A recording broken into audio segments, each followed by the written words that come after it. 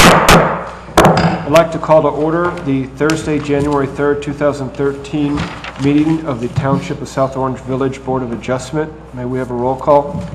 Yes, Mr. Don. Here. Mr. Descala. Here. Mr. Groman. Here. Mr. Parlapiano.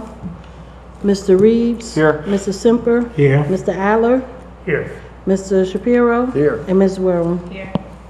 Pursuant to Section 5, Chapter 231, PL 1975, this is to state for the record that adequate notice of this meeting has been provided to the public by posting and maintaining the annual notice of regular meetings on the bulletin board in Village Hall, by publishing the annual notice of regular meetings for 2013 in the December 2012 edition of the South Orange Maplewood News Record, and by filing said notice in the office of the village clerk. The first order of business tonight is approval of minutes from the meeting held on Tuesday, December 4th. And wasn't a whole lot that went on at that meeting. We just approved minutes and resolutions, and we briefly discussed the bill about schools. Right. So there really wasn't much substantive that went on. Do we have any comments about the minutes? May we have a motion? Move to accept the minutes as written? Yes. Okay, may we have a second? Second. Okay, Mr. Don. Yes. Mr. Descala. Yes. Mr. Groman. Abstain. Mr. Reeves. Yes. Mr. Semper. Yes. Mr. Aller. Yes. Mr. Shapiro. Yes. And Ms. Werwin. Okay, next item of business is election of officers. This should probably be done on a yearly basis. I think we've been a bit negligent in that, but it's January, so I figured now is the best time to do it. And after that, we'll do the oaths of office. Okay. Right, Mr. Dwyer? Okay, so we elect a chair and an assistant chair. And do we have any nominations for... Mr. Chairman, I'm going to recommend that you step down at this point if you're going to put your name in nomination That I step down? as chair. Okay. This could be my last act. Well, I'm going to take my time here. Well, Okay.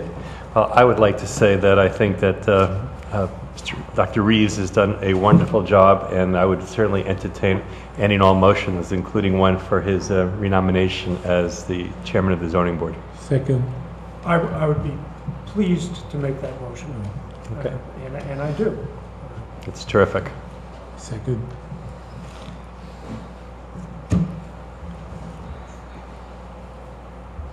Mr. Reeves, do you want to recommend Mr. Reeves? Do we vote? Do we take a vote on it? It's just a nomination, you need to vote. Are there any other nominations? Okay. So do we vote, or do we do the... Yes. Okay. So go ahead, Jetta. Mr. Don. Yes. Mr. Descala. Yes. Mr. Groman. Yes. Mr. Semper. Yes. Mr. Aller. Yes. Mr. Shapiro. Yes. And Ms. Werwin. Okay, good. Thank you. And I enjoy doing this job. I enjoy working with all of y'all. And it's been a pleasure and honor to serve the town and the people of the town. And I hope to continue to do so. Now we select an assistant chair. Before we do that, let me actually thank, no matter what goes on next, I want to thank Michael Groman. Bit awkward. Michael Groman's done a very good job as assistant chair over the years. And he's helped me out, particularly when it comes to legal issues, when I try to play lawyer and he's next to me. And it becomes quite clear that I'm not a lawyer. Oh, that won't change. Not that you won't be a lawyer, but I'm still happy to help you, even if I'm not in the same position. All right. Thank you. Do we have any nominations for assistant chair? I'd like to recommend Michael Groom. Okay. I'm going to nominate Bill Don. And let me tell you why. It's not because that Mr. Groman has not done a good job. It's just that I think he's been very busy and has not been able to attend as much as he might like to otherwise. And Bill Don has stepped in and I think shown an interest in the position. and done a good job. He's actually chaired, I know, one of the meetings when I wasn't here. He did a good job there. So I would nominate Bill Don to the position. And as honored as I am of having some of you want me to continue, I would like to throw my weight to Mr. Don as well, and all the votes that come with it. Okay. In which case I withdraw my second. But I will be going home tonight to listen to the replay of the meeting. But thank you. No, let me just mention that I've been on the board for quite some time. I've enjoyed it, but in particular over the last 4 to 6 months, it's been very difficult for me to make a lot of the meetings. And some of the meetings that we haven't had a lot of agenda items, I've spoken to Rusty and it was okay. But certainly Bill has been on the board for quite some time, and I think that his becoming a more formal leader, I think, would be terrific for the board, and I'm honored to stay on.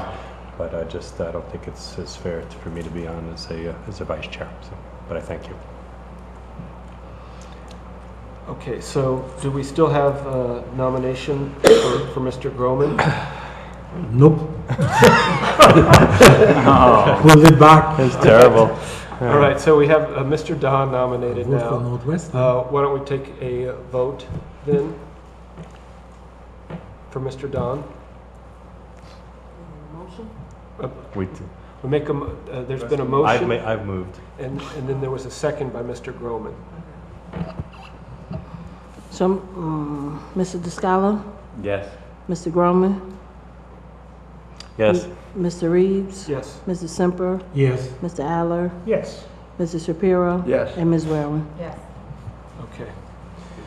All right, the next matter for business is the application to be heard for completeness, case 998, Edward Vikrov, Group Gas LLC, on 252 Irvington Avenue. The applicant is seeking an appeal decision of the administrative officer.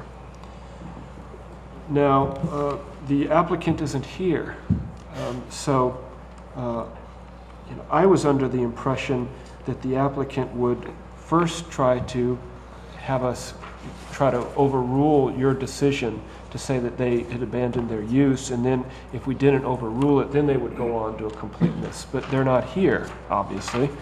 So then we just move on to completeness. Or The application is for an appeal Right. of the decision, so I think it would just be appropriate to go for completeness at this point. I don't know that there would be any, you can have any discussion other than that. I don't think it matters that the applicant isn't here. It might have been beneficial if there was any questions that the board had or any additional information the board wanted, but we can make, if there are additional items that the board would like to get before the meeting, we can reach out to the applicant and ask them to are provide you that. saying that the applicant's going to come back for let's say we assume this is a complete application. Are they going to come back next month and then ask us to rule on your decision, to whether we would overturn your decision? Yes, that would be That's what yeah, they're- the application is an appeal. It's not a full-blown site plan or anything like that. It's just an appeal of the decision.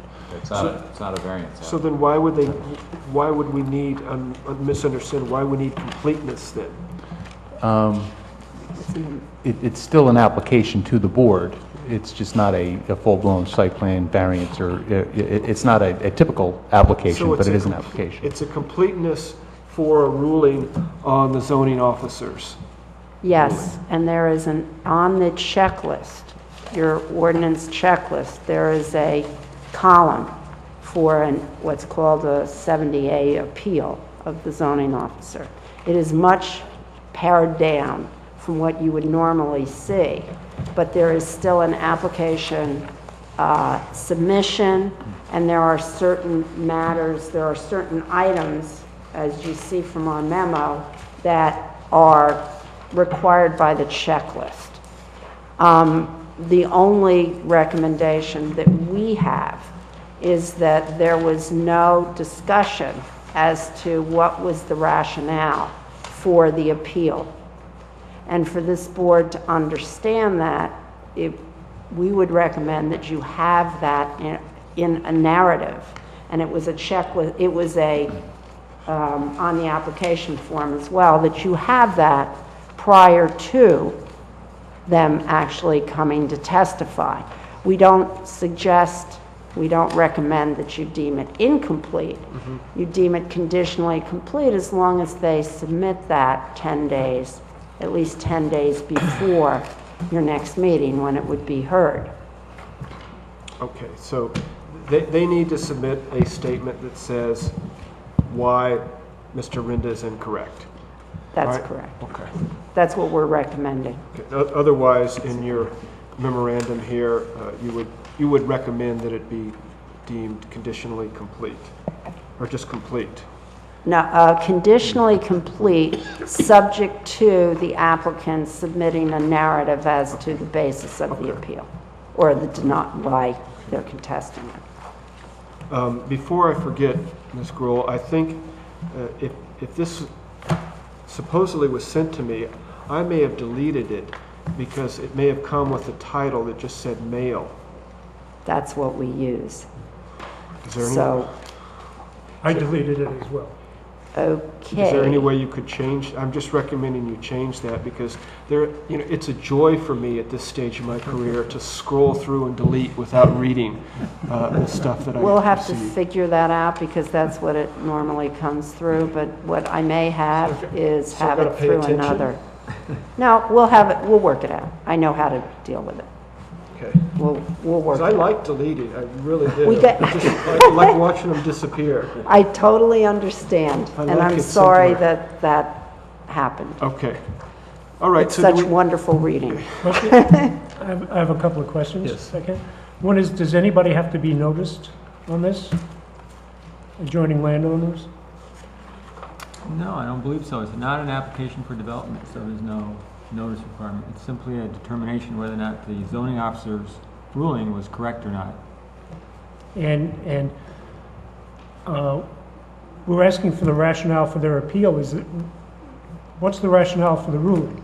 The ordinance says that in the event there's a cessation of operation of a non-conforming use for a period of 12 consecutive calendar months, the same shall be prima facie evidence of an abandonment of use. So that's going to be what Sal is going to testify to, or I guess, that in fact there was a cessation of use for 12 months. Now, That's I the- would add that, and I don't know if you were here when we had the Zubek application a couple I of was. years ago. We talked about what are the grounds for cessation of a non-conforming use, and basically it's either abandonment or destruction. And abandonment, the cases say, cannot be set as a bright line rule. And our ordinance is really incorrect in that regard. The cases say it's a matter of intent. So you can't judge it merely on how long, you have to see what the intent was. Well, this is how I understand it, could be wrong, that our ordinance says that's prima facie. Right. In other words, once that's established, then the burden is on the person appealing to demonstrate. They have the burden of persuasion Right, to demonstrate that there has been no abandonment. true.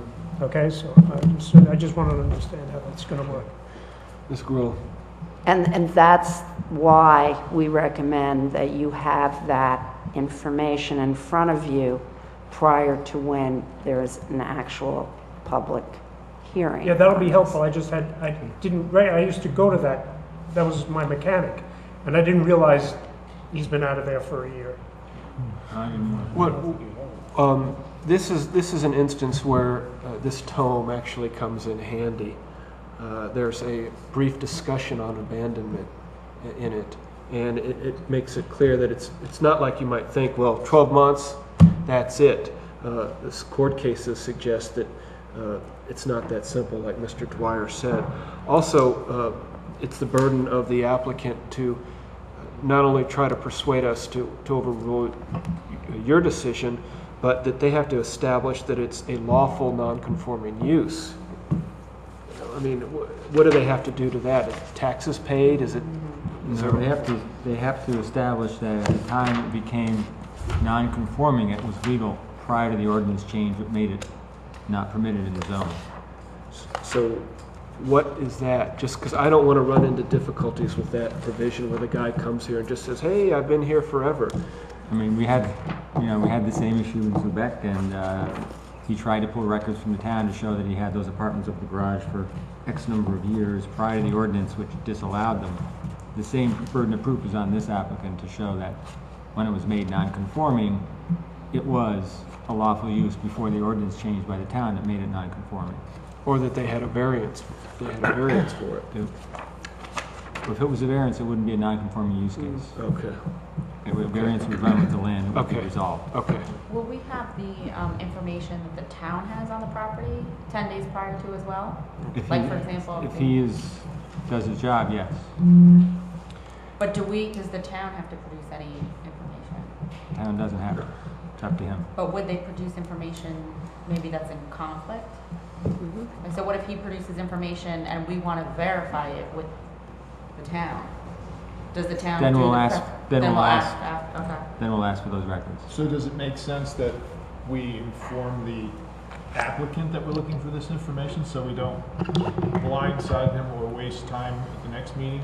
I mean, it would have been nice had he been here tonight, but so Okay, we we can do communicate that. that. Yeah, to that him? was my thought, exactly, that I'm not interested in surprising this person, because it won't, I mean, it's not gonna help us, and it will just delay things. So I'd like, whose job is it to call the attorney and say, hey, look, you need to establish that this was a legal non-conforming use? Is that your job, Mr. Rinder, or your job? I'll call him, Mr. Chairman. Because that's not something that they're gonna be able to find in 15 minutes at town hall. They're gonna have to do a little digging on that to get the chronology of when that property became a gas station and what the zoning chronology was and try and fit the two together. The concept that an applicant or potential applicant would need to submit an application to get a ruling from us is odd enough. What's even odder is that their application consists of paying a fee and filling out a form and doesn't include any exhibits or proofs or disclaimers about what the ruling was made. I would be inclined to, I guess I'm torn because I'd be inclined to say that this isn't complete because they haven't given us anything. But at the same time, I think it's odd that we would have an application that we would have to deem complete. It's even stranger that the applicant isn't here. They've given us a piece of paper.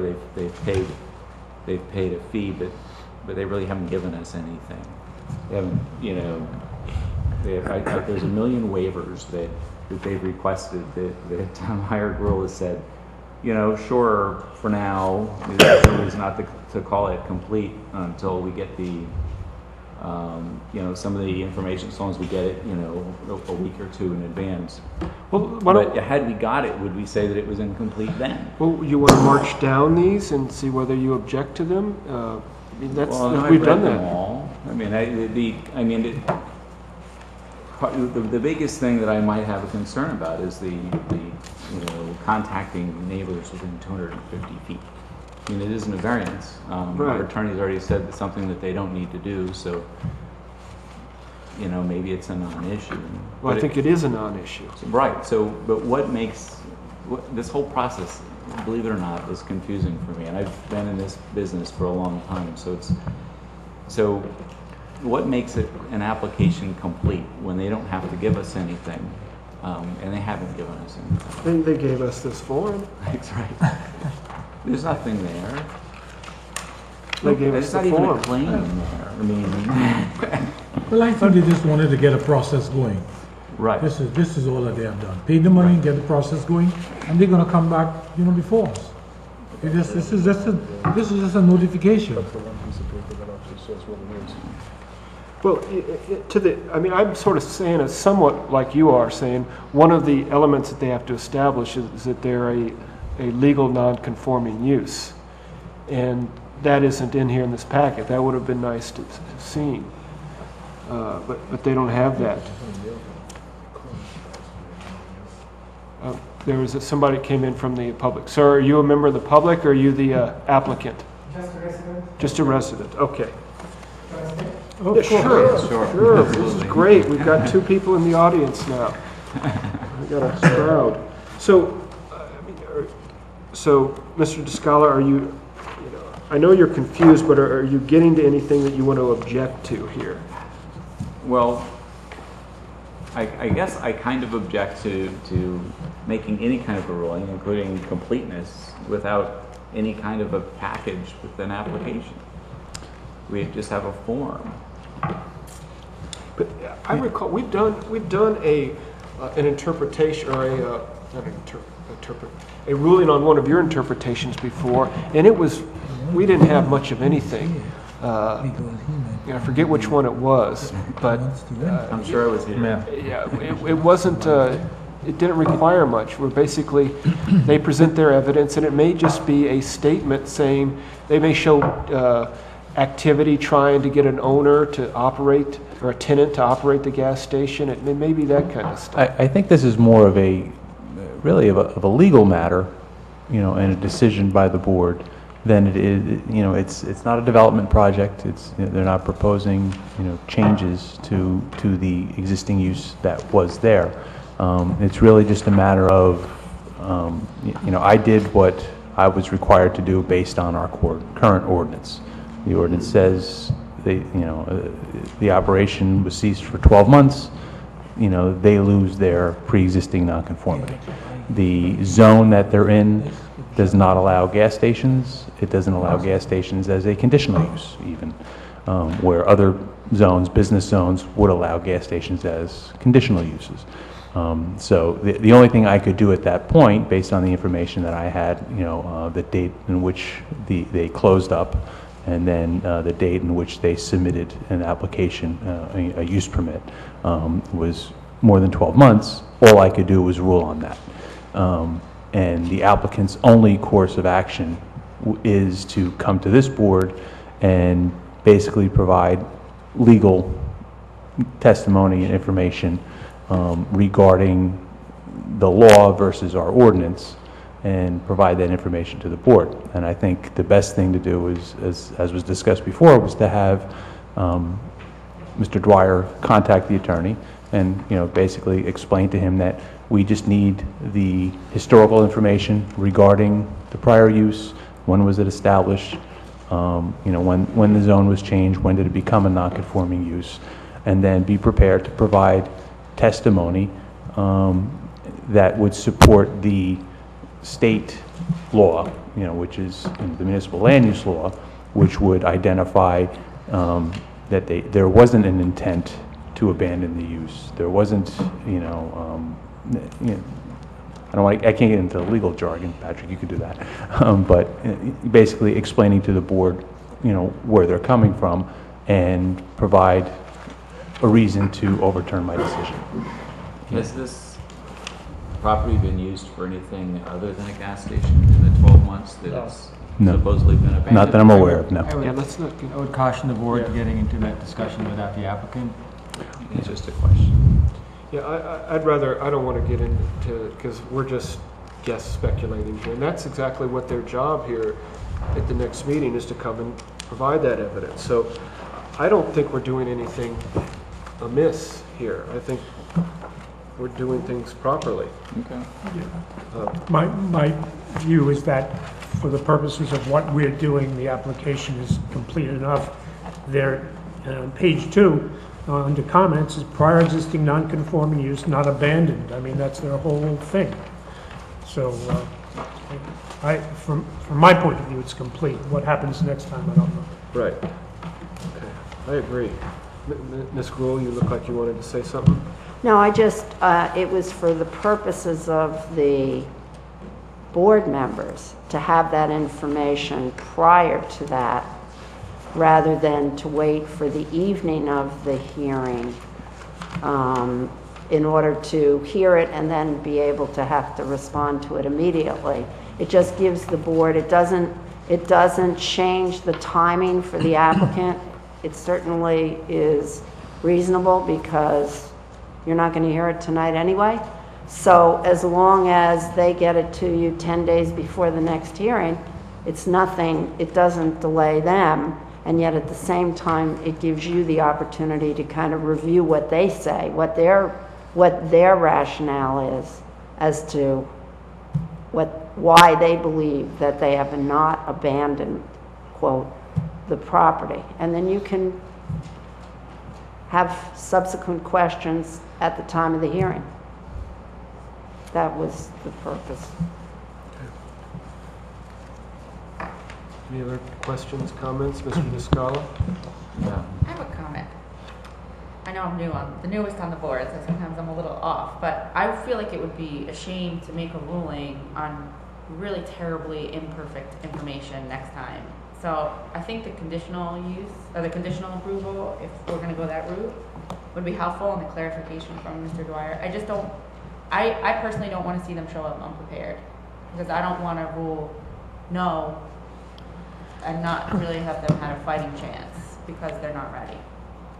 I don't know how we avoid that. Well, that's kind of what I was saying. Yeah. What Mr. Dwyer is going to call them and say, look, you have to establish not only that the reason why you disagree with Mr. Rinda, but that it's illegal, non-conforming use, We that will they do need that. to be prepared. I will do that at the board's Yes. request, knowing that, of course, it's always the applicant's burden.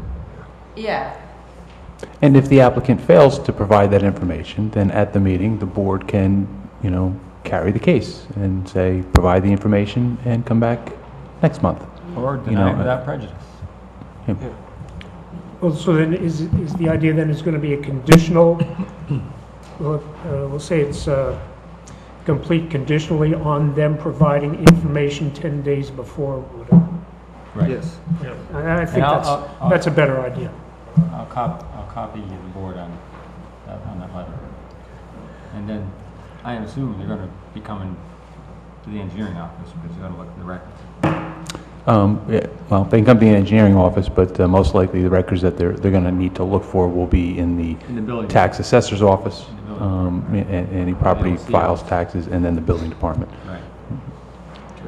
I don't, I'm just a little confused what the condition, why we have to approve it, or we're thinking about approving conditionally. It seems to me we know what their request is, and we know what they're seeking, so why wouldn't we simply deem it complete, start the process and timeframes, and like in any other matter, it's their burden to come in, and if they don't come in with the information, we'd say we don't need to make it a condition that they give us the information in 10 days.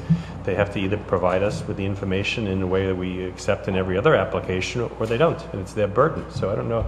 I'm also concerned because of the timeframes that are associated once you deem something complete, and it seems to me that I would feel comfortable saying, this is complete, I know what the issue is, put it on for the next meeting, and you could tell them informally, this is your burden of proof, and, get it to us as soon as you can, but don't come to the meeting and give us testimony or evidence that we haven't been given in advance and expect us to rule favorably. It's like any other application, to me.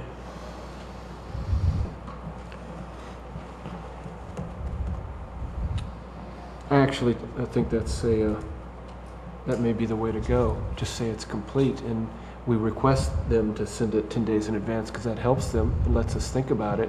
They plop it on us the day of, well, then, we maybe not have time to think about it or may not agree with them. They may end up abandoning the application. But I think we should put the burden on them, and the way we put the burden on them. Is there any reason why we can't do that? No. No, Where but the board sets the bar for the threshold of completeness is dependent upon what the checklist requires and what waivers the board wants to give from the checklist requirements. It seems like we have a factual determination that we're going to have to make, Yeah. and that's in part fact, in part law, but there's nothing more that they could have put on this piece of paper or this submission to date that crystallizes what the issue is. The zoning officer has made a determination that the use has been abandoned, and it's their burden. So I don't see anything more we have now to make it any more complete. What do y'all think? I agree with Mr. Groman because their notice of appeal in a sort of convoluted way does spell out the basic parameters of their case. And I think it's up to them to bring the proofs that support that notice of appeal. And we could suggest that they send it to us beforehand because it can only help their case. Okay, I'm okay with that. Any other discussion? Can we have a motion? I move that we deem the application and the request complete. Second. Okay, Mr. Don, Yes. Mr. DeScalo, Abstain. Mr. Gorman, Yes. Mr. Reeves, Yes. Mr. Semper, Yes. Mr. Aller, Yes. Mr. Shapiro, Yes. and Ms. Werwer. Yeah. Okay. All right, so that's going to be on for next month? We anticipate that it will be? Probably? Okay. And do we have anything else waiting for next month as far as cases? Not at this time? Okay, then we will adjourn the meeting and then have a discussion. I think Mr. Rosner is in back, waiting to speak to us. Oh, no, good, the oaths of office. Wait a minute, we've got to take the oaths of office. Yes, all of us.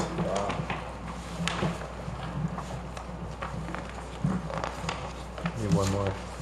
Guess we're gonna. Do we need- Here it is. Uh-oh, we can't sign it. And you should put your name in there, not somebody else's, and sign it. So, If you'd like, Mr. Chairman, we can do this on the record orally. yes, let's do that.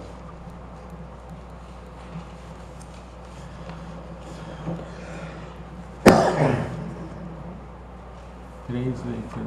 Okay.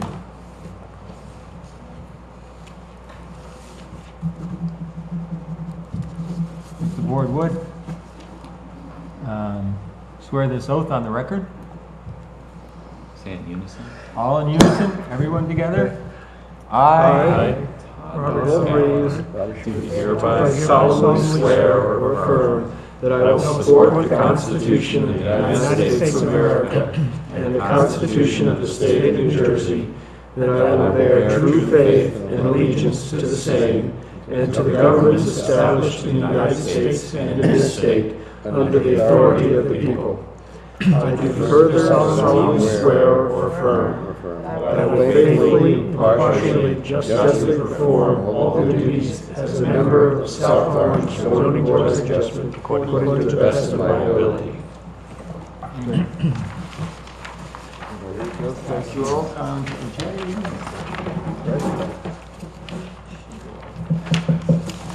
Keep them for us.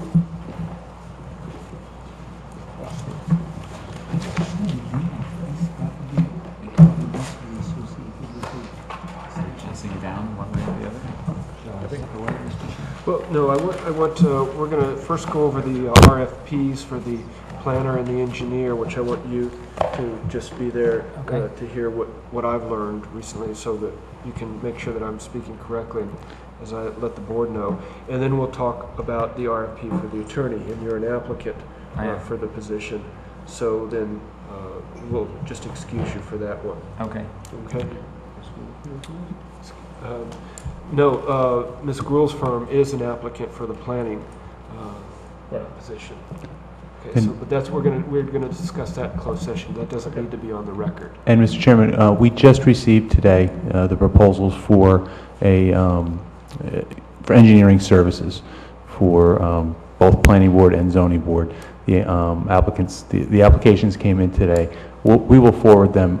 There aren't any large pending cases that the board would need to retain a professional engineer coming up in the very near future.